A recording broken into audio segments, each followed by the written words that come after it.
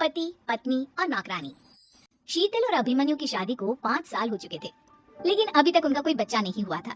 इसकी वजह से शीतल और अभिमन्यु परेशान रहते थे, लेकिन उन दोनों से ज्यादा परेशान थी शीतल की सास, यानी अभिमन्यु की माँ जानकी देवी। जानकी देवी चाहती थी कि जल्दी से जल्दी उनकी गोद में पोता या पोती आ जाए, और इसलिए वो अपनी बहू शीतल को लेकर एक दिन हॉस्पिटल पहुंची।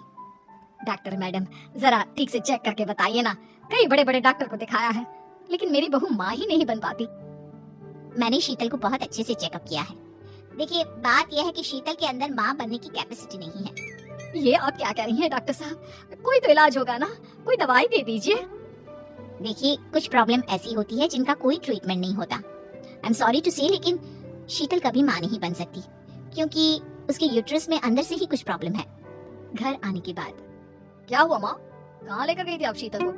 अरे कहाँ लेकर जाती, डॉक्टर मैडम के पास ले गई थी, लेकिन तेरी बीवी तो कभी माँ बन ही नहीं सकती। मम्मी जी, इसमें मेरी क्या गलती? अगर अंदर से कोई प्रॉब्लम है तो उसमें मैं भी कुछ नहीं कर सकती। जानती हूँ, यह बात डॉक्टर के मुंह से सुन चुकी हूँ। अब दोबारा मेरे सामने इस बात का गाना मत गा। अरे माँ, परेशान होने की जरूरत नहीं है, हम सोचते हैं ना कुछ। अरे क्या सोचेगा तू?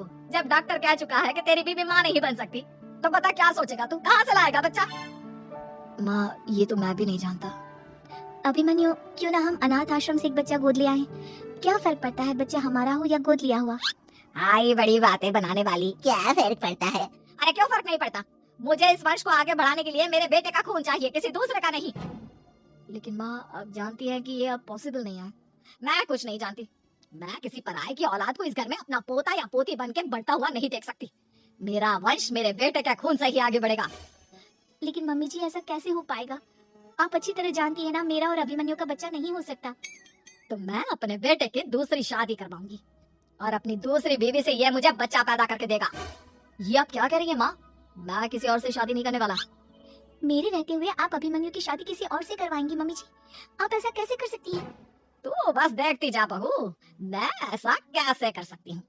कुछ दिनों के बाद, अभिमन्यु, मैंने तेरे लिए लड़की ढूंढ ली है।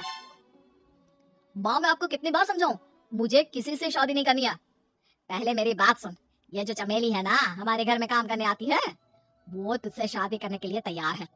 मम्मी जी, आप अभिमन्यु की शादी एक नौकरानी के साथ करवाएंगी? वो इसलिए क्योंकि चमेली दिखने में बहुत खूबसूरत है, बच्चा भी सुंदर ही होगा। मम्मी जी, लेकिन एक बच्चे के लिए अपने बेटे की शादी नौकरानी के साथ करवाना, क्या ये सही है? अगर अभिमन्यु ने शादी नहीं की ना, तो मैं अपनी जान दे दूंगी। अब देख लो, अगर तुम्हें अपनी माँ की जान प्यारी है तो तुम्हें इस नौकरानी के साथ शादी करनी ही होगी। इस तरह जानकी देवी अपने बेटे अभिमन्यु की शादी नौकरानी चमेली के साथ करवा देती है। कुछ दिनों के बाद, नौकरानी से मालकिन बनके तो मजा आ गया, अब तो मैं इस घर की मालकिन हूँ। देखो, अपने आप को ज्यादा मालकिन समझने की कोशिश मत करो। एक बार तुम्हारा और अभिमन्यु का बच्चा इस दुनिया में आ जाए, उसके बाद तुम इस घर से हमेशा के लिए चली जाना। अरे जाओ जाओ, किसी और के आगे बातें बनाना, एक बच्चा तो पैदा नहीं कर सकी। बढ़िया आई, जाओ जाकर मेरे लिए कॉफी बना कर लाओ। नौकरानी मैं हूँ या तुम? मम्मी जी, देखिए ना शीतल मुझसे किस तरह से बात कर रही है। शीतल, तुम्हें पता है ना चमेली प्रेग्नेंट है, मेरे बेटे के बच्चे की माँ बनने वाली है। वो जैसा कहती है वैसा करो। लेकिन मम्मी जी, वो मुझे नौकरों की तरह ट्रीट कर रही है। अरे तो करेगी ना, वैसे भी बहू तुम हो किस काम की, एक बच्चा तो पैदा नहीं कर सकती। जाओ अब घर के सारे काम करो और चमेली को आराम करने दो। थैंक यू मम्मी जी, भगवान आपका भला करे। आप नहीं होती तो मैं नौकरानी से महारानी कैसे बनती। देखो, तुम्हें जो चाहिए सब मिलेगा, खूब खाओ पियो, मजे की जिंदगी जियो, लेकिन बस मुझे एक बच्चा पैदा करके दे दो। कुछ दिनों के बाद, मम्मी, बच्चे के लिए आपने मेरी शादी चमेली के साथ करवा तो दी, लेकिन दिन और रात का चैन मिट गया है। सारा दिन शीतल और चमेली की बहस चलती रहती है। अब शीतल को इस घर में रखने से क्या होगा? मैं तो कहती हूँ उसे घर से निकाल दो, है भी किस काम की। मैं ऐसा नहीं कर सकता माँ, वो मेरी पत्नी है, उससे बहुत प्यार करता हूँ मैं। तुम्हारी पत्नी चमेली है, चमेली, उससे प्यार करो। अरे तुम्हारे बच्चे को जन्म देने वाली है वो। अभिमन्यु, मैं खुद ही इस घर से चली जाती हूँ। वैसे भी अपने ही घर में नौकरों की तरह रहकर परेशान हो चुकी हूँ। घर की नौकरानी मेरे ऊपर हुक्म चलाती है, वो तुम्हारी पत्नी बन चुकी है। अब मेरा इस घर में क्या काम? अभिमन्यु के बार बार रोकने पर भी शीतल उस घर से चली जाती है। कुछ दिनों के बाद चमेली एक बच्चे को जन्म देती है। भगवान ने मेरी सुन ली, मेरे बेटे का घर भर गया, उसका अपना बच्चा इस दुनिया में आ गया। मम्मी जी, बच्चे को हाथ लगाने से पहले मेरी एक शर्त तो सुन लो। तुम कहना क्या चाहती हो चमेली? आपकी मम्मी को बहुत शौक था ना अपने पोते को खिलाने का। अब देखो, इस दुनिया में हर चीज की कोई ना कोई कीमत तो होती है। तुम अपनी आधी प्रॉपर्टी मेरे नाम कर दो, बच्चा तुम्हारे नाम। अरे लेकिन मैंने अपने बेटे से तुम्हारी शादी करवाई है, अब ये सौदेबाजी कहाँ से आ गई?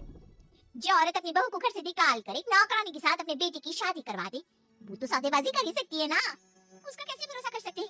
मुझे बस आप लोगों की प्रॉपर्टी चाहिए, उसके बाद ही बच्चे को आप हाथ लगा सकते हैं। मैंने कहा था ना मम्मी, आप गलत कर रही हैं। देखिए, उसका नतीजा आपके सामने है। जब शीतल को पता चलता है कि अभिमन्यु और चमेली का बच्चा दुनिया में आ गया है, तो वो अपने घर पहुंचती है। अभिमन्यु, कहाँ है आपका बच्चा? क्या मैं उसे देख सकती हूँ? कुछ भी मत पूछो शीतल, माँ की हुई एक गलती हम लोगों पर भारी पड़ रही है। वो नौकरानी अपनी औकात पर आ गई है और अब हमसे अपनी आधी प्रॉपर्टी मांग रही है, वो भी बच्चे के बदले में। एक बात कहूँ अभिमन्यु, आप उसे कुछ भी देने से मना कर दो। अरे कैसी बात कर रही हो? मेरे बेटे की औलाद है उसके पास, ऐसे कैसे मना कर दे? मम्मी जी, वो अभिमन्यु का बच्चा नहीं है, वो चमेली और उसके बॉयफ्रेंड का बच्चा है। ये तुम क्या कह रही हो शीतल?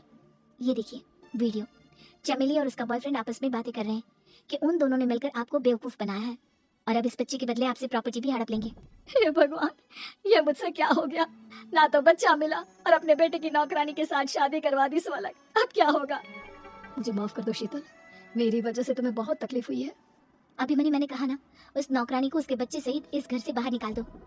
लगता है मेरे अभिमन्यु का बाप बनने का सपना अधूरा ही रह जाएगा। अभिमन्यु, अपनी मम्मी से कहो कि परेशान ना हो। आपको याद है एक बार हम एक आईवीएफ सेंटर गए थे, मैंने फिर से वहां जाकर बात की थी और आपको पता है इस बार मैं प्रेग्नेंट हूँ, क्योंकि हमने वहां पर प्रोसीजर करवाया था जिसकी वजह से मैं प्रेग्नेंट हो गई थी। और इस बात का पता मुझे बस कुछ महीने पहले ही लगा है। हमारा बच्चा इस दुनिया में आने वाला है अभिमन्यु। मुझे माफ कर दो शीतल बहू, मुझसे बहुत बड़ी गलती हो गई। कोई बात नहीं माँ, लेकिन अब हमें उस धोखेबाज नौकरानी को इस घर से बाहर निकालना है और इस घर की मालकिन को वापस घर लाना है, वो भी अपने बच्चे के साथ।